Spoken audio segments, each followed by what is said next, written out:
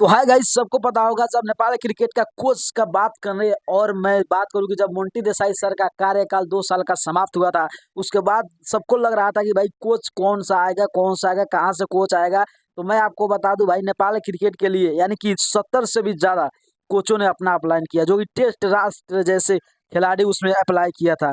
सबको पता है कि भाई जब टेस्ट राष्ट्र जब खिलाता है या खेलता है तो भाई उसका अलग ही होता है। जैसे पता होगा कि सबको पता होगा कि जब नेपाल क्रिकेट टीम को सबसे बड़ा अभी का देखा जाए तो बैटिंग लाइन का बहुत ज़्यादा प्रॉब्लम चलता है, जो कि लगातार उन लोग जाते हैं मगर परफॉर्म अच्छा ना करते हुए यानी कि लगातार उन लोगों का विकेट झरता है। मगर हम लोग को ऐसा एक कोच चाहिए जो नेपाल क्रिकेट टीम को संभाल सके और नेपाल क्रिकेट टीम को कुछ आगे तक ले जा सके, क्योंकि नेपाल क्रिकेट का अगर बात करें तो उनका इस टाइम फैन फॉलोइंग के साथ साथ उनका विकास बहुत ज़्यादा जोरों शुरू से चल रहा है। तो भाई यही लग रहा है कि नेपाल का चाहता है कि भाई हमको ऐसा कोच चाहिए जो हर एक तरह से उनको गुण अभ्रूप हो, जो हर एक तरह से क्रिकेटर को यानी कि नेपाल क्रिकेट को हर एक तरह के गेम में खिला सके, करवा सके और उस तरह उसको ट्रेनिंग दे सके, उस तरह के कोच चाहिए। तो सबको पता है कि 70 से भी ज़्यादा यानी कि कोचों ने अप्लाई किया है। तो आपको क्या लगता है कि कौन सा देश का जो कोच होगा उस नेपाल क्रिकेट टीम में आ सकते हैं?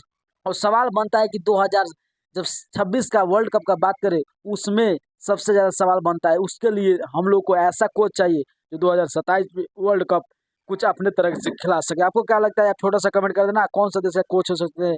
नहीं हो तो चैनल को सब्सक्राइब और लाइक कर देना।